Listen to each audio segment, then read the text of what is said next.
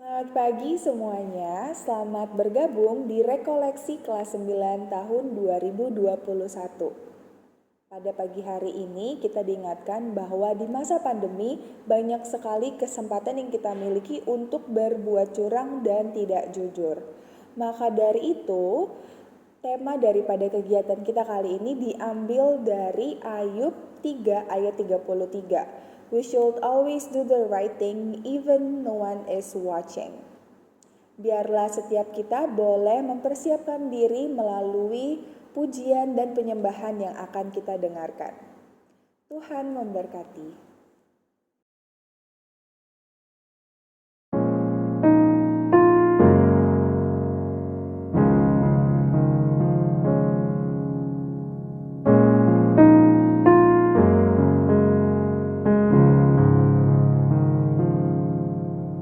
Jujur kadang ku tak sanggup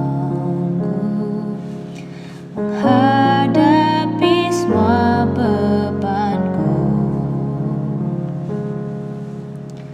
menantikan jawaban, menolak untuk menyerah.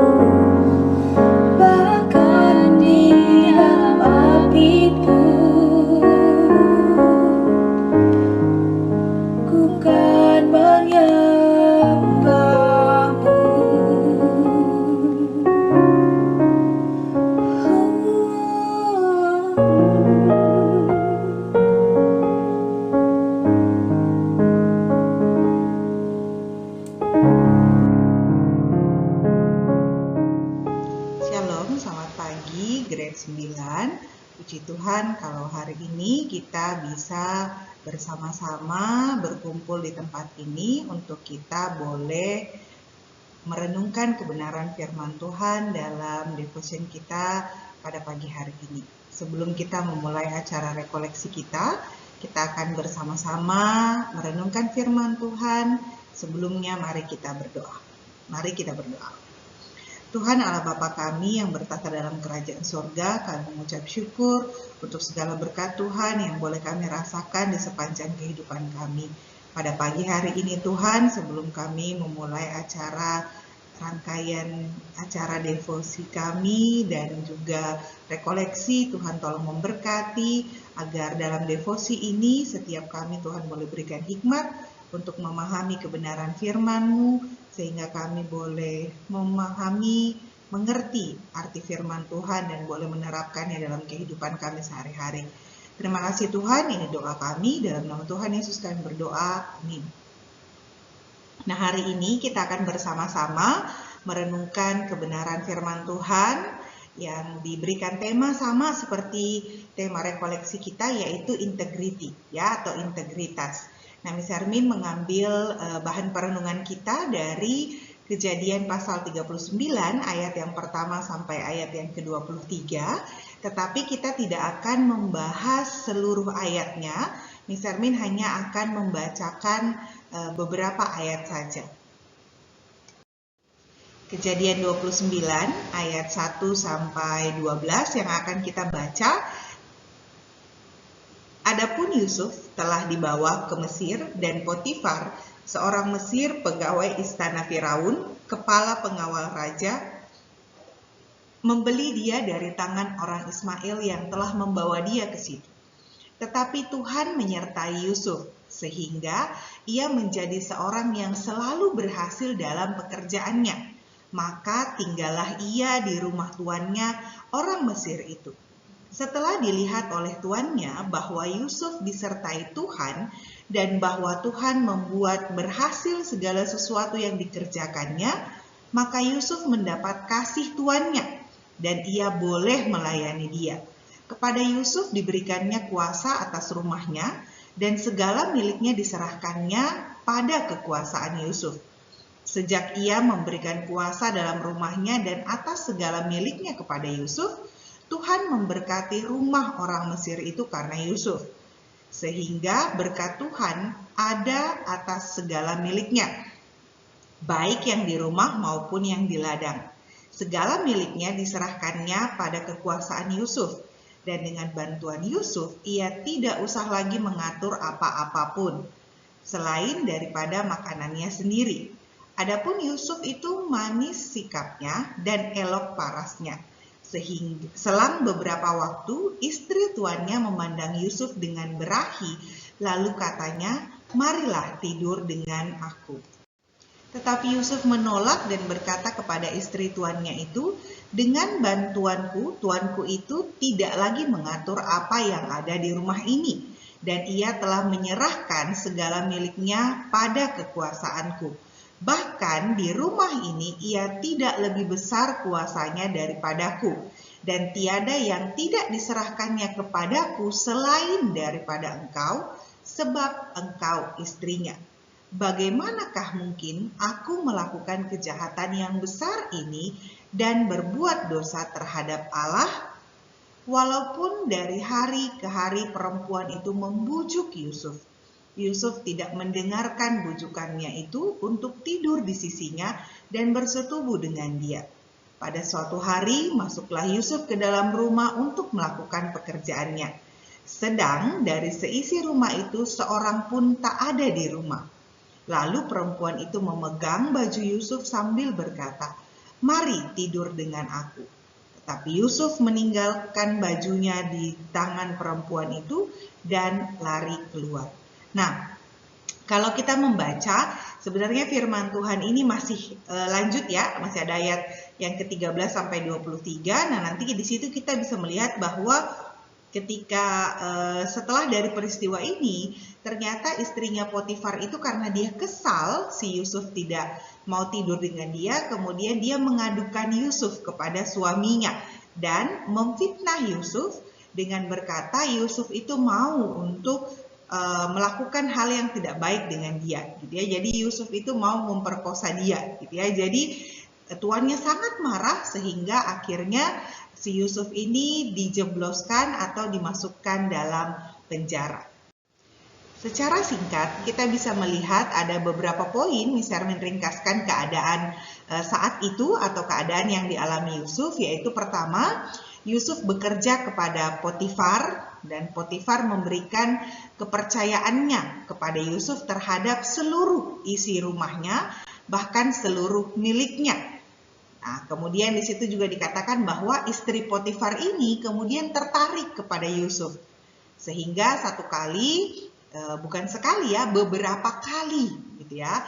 Beberapa kali istrinya Potifar meminta Yusuf untuk tidur dengan dia. Tetapi Yusuf selalu menolak dan itu tidak berlangsung sekali. Itu berlangsung terus-menerus dan terus-menerus.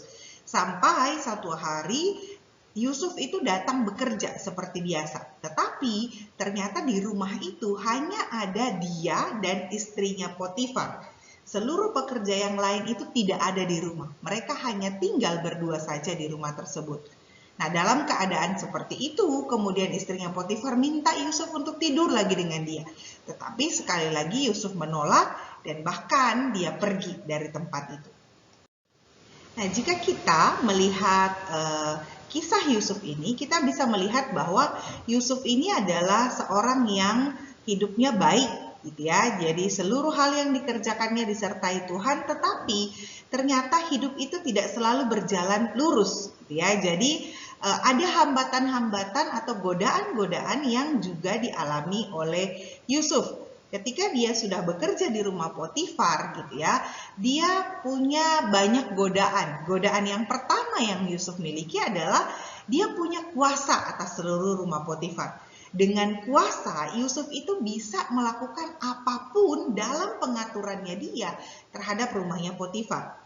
Ya, karena Potifar sendiri yang kasih dia. Jadi Potifar kasih kekuasaan kepada Yusuf supaya Yusuf ini bisa mengelola seluruh isi rumahnya, bahkan seluruh yang dimiliki oleh Potifar. Ya, jadi baik itu di rumah, baik itu di ladang, itu semua Yusuf yang mengelola.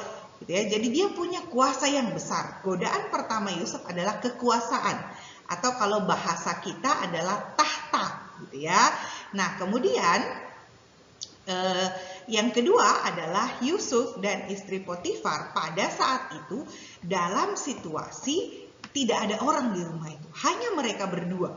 Gitu ya. Jadi godaan Yusuf yang kedua adalah dia diperhadapkan pada situasi di mana tinggal dia dan seorang wanita dalam rumah itu.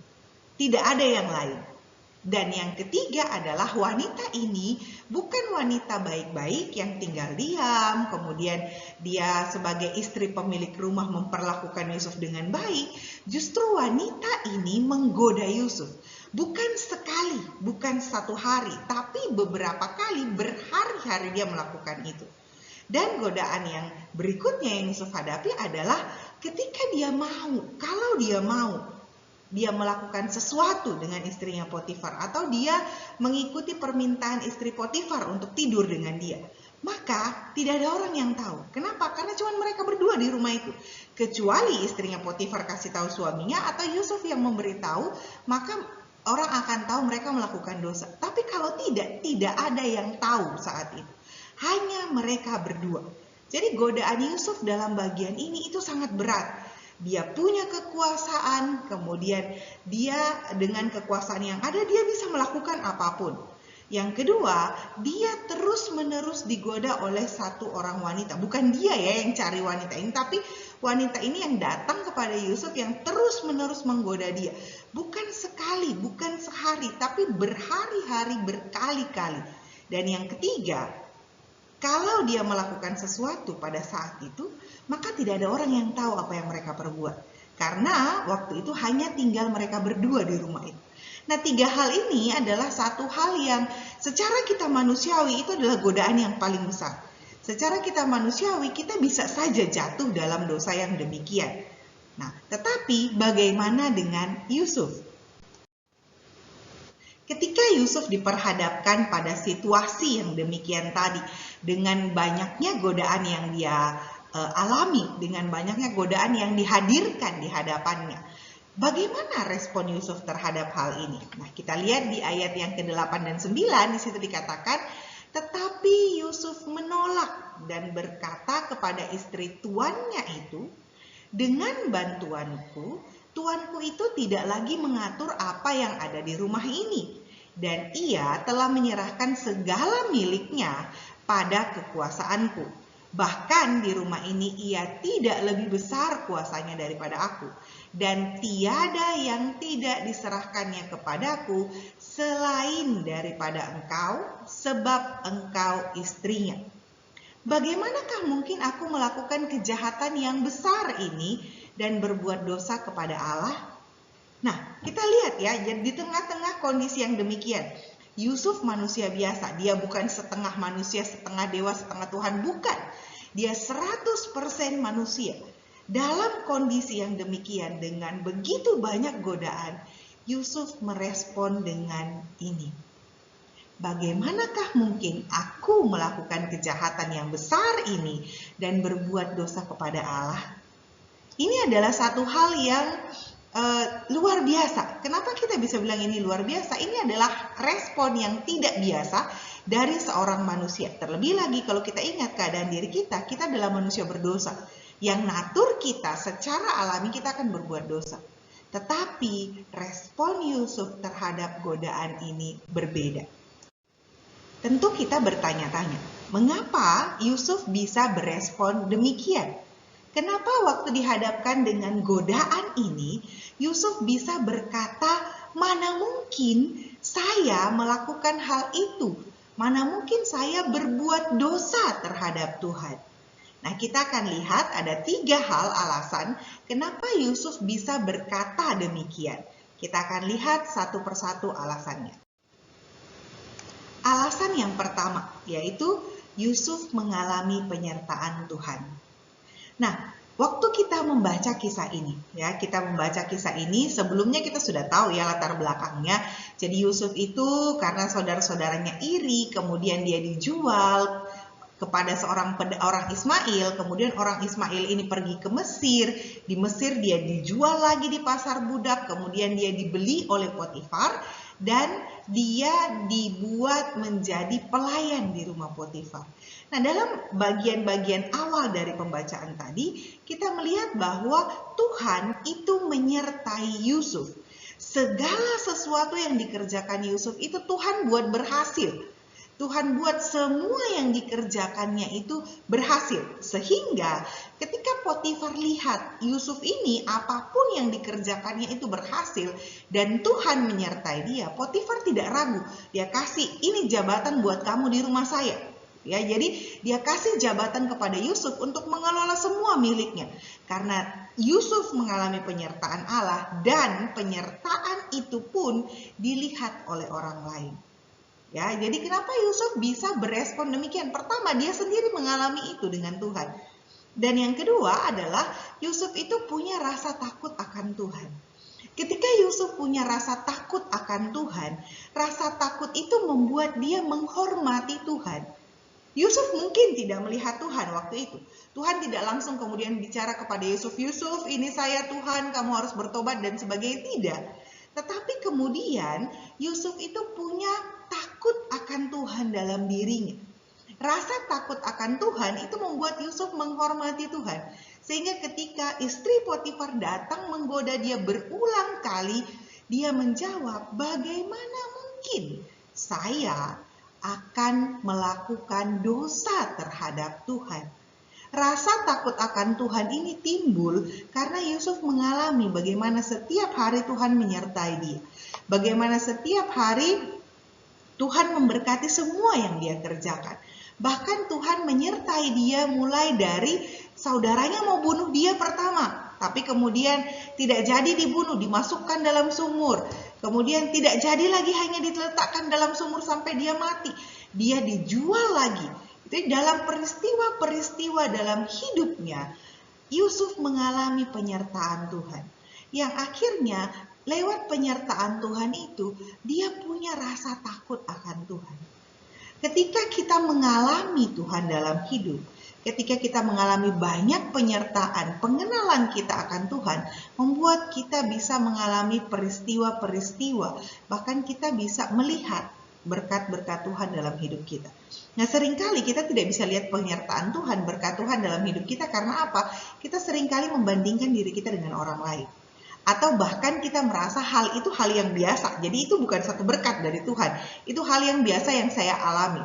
Tetapi ketika kita punya rasa takut akan Tuhan, kita kenal siapa Tuhan, kita mengalami bagaimana Tuhan menyertai hidup kita, maka di situ kita akan melihat perbuatan-perbuatan Tuhan yang luar biasa. Kenapa Yusuf bisa berespon demikian? Yang ketiga yaitu Yusuf ini punya yang namanya integritas. Integritas, ya sama seperti tema kita. Tidak ada yang lihat waktu itu. Kalau Yusuf mau bikin dosa, dia bisa aja bikin dosa. Kemudian, kalau Yusuf mau, sekalipun istrinya Potifar memfitnah dia, gitu ya, sekalipun istrinya Potifar memfitnah dia, Yusuf kalau mau bela diri bisa. Ya, dia bisa bela diri dengan bilang, ya kamu yang tiap hari datang menggoda saya. Kamu yang setiap hari untuk datang untuk mengajak saya tidur dengan kamu. Tapi kemudian Yusuf tidak melakukan itu. Sekalipun hari itu cuma mereka berdua yang ada di rumah, Yusuf tetap tidak menyentuh istri Potifar. Yusuf tetap takut akan Tuhan. Yusuf tetap memegang kepercayaannya Potifar. Walaupun pada akhirnya kita lihat Potifar tidak percaya lagi sama dia. Potifar lebih mempercayai istrinya. Dan Yusuf pun tidak membela diri waktu itu. Ya, jadi Yusuf tidak kemudian, itu semua bohong, ini yang terjadi. Yusuf tidak membela dirinya karena dia tahu Tuhan akan terus menyertai dia dalam hidupnya. Ya, kemudian kita lihat di bagian ini, Yusuf punya integritas. Situasi di sekelilingnya tidak membuat kemudian dia melakukan hal yang salah waktu tidak ada orang yang melihat. Nah, ini kita mau simpulkan apa? Ketika kita punya rasa takut akan Tuhan, kita punya pengenalan akan Tuhan, kita punya pengalaman dengan Tuhan, maka semua hal ini akan membawa kita memiliki yang namanya integritas. Sekalipun orang tidak lihat saya, sekalipun orang tidak ada waktu itu, saya akan melakukan apa yang benar. Karena saya tahu ini yang seharusnya saya lakukan. Nah, integritas itu adalah ketika kita melakukan sesuatu yang benar, meskipun tiada orang yang lihat.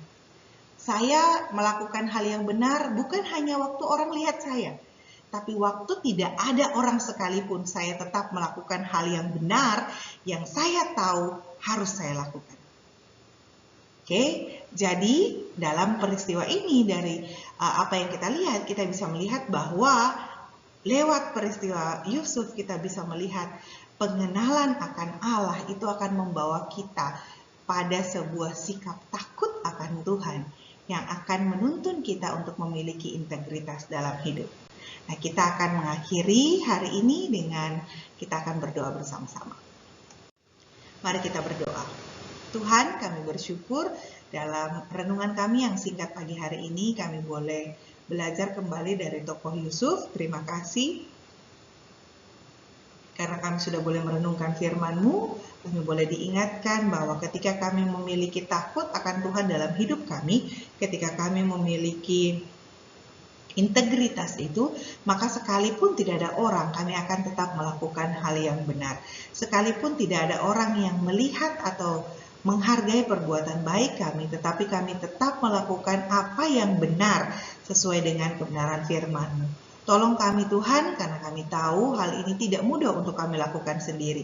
Karena kami adalah manusia berdosa, tetapi kami mau datang kepada Tuhan, kami minta pertolongan Tuhan, perlindungan Tuhan, sehingga kami boleh melalui sepanjang hari ini, kami boleh menjadi orang-orang yang memiliki integritas dalam diri kami.